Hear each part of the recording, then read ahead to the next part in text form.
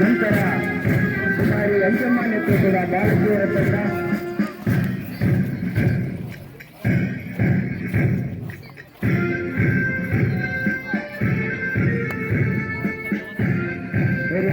ಅತ್ಯುತ್ತಮವಾದ ಪಥ ಸಂಚಲನ ಕಂಡು ಬರ್ತಾ ಇದೆ 4 ತಂಡಗಳಿಂದ.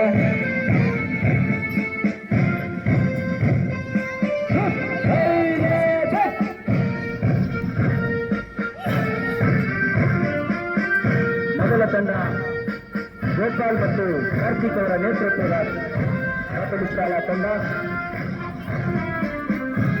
ಅತ್ಯುತ್ತಮವಾದ ಪಥ ಸಂಚಲನ.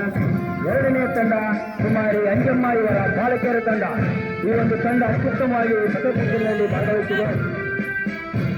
ಅತ್ಯುತ್ತಮವಾದ ಸಮವಸ್ತ್ರ ಶಿಸ್ತಿನಿಂದ ತಾಳಬದ್ಧವಾಗಿ ಕ್ರಮಬದ್ಧವಾಗಿ ಗಣ್ಯರಿಗೆ ಗೌರವ ಸಮರ್ಪಣೆ.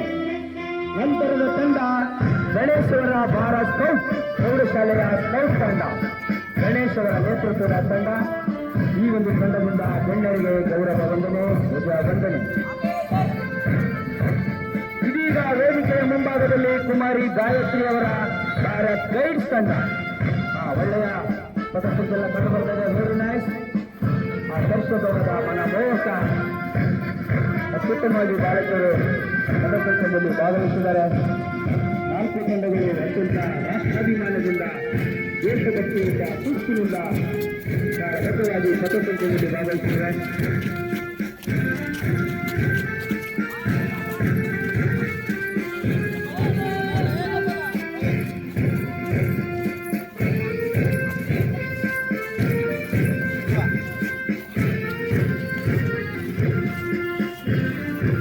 ಇದೀಗ 4 ತಂಡಗಳು ವೇದಿಕೆಯ ಮುಂಭಾಗದಲ್ಲಿ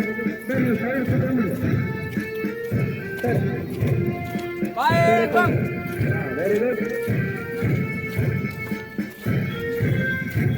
ಕದಂ ಪಾಲ್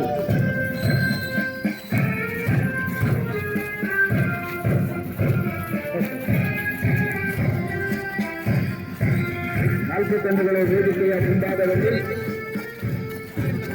ಭಾರತ್ ಮತ್ತು ಗೈಡ್ಸ್ ಆಕರ್ಷಕವಾದ ವಿಶೇಷವಾದ ನಿಂಚಿನಲ್ಲಿದೆ.